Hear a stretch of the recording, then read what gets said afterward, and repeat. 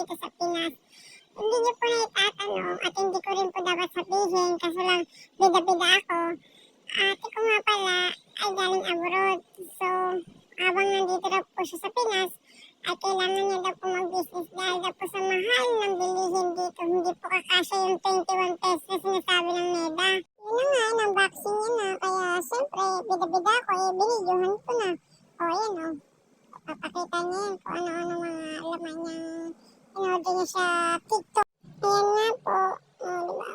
O, bunting na yan. Para mabuksan na yan. At makita na namin yan. Kung ano naman yan. Kung halimbawa, ayun. What? What the fuck? Battle pala.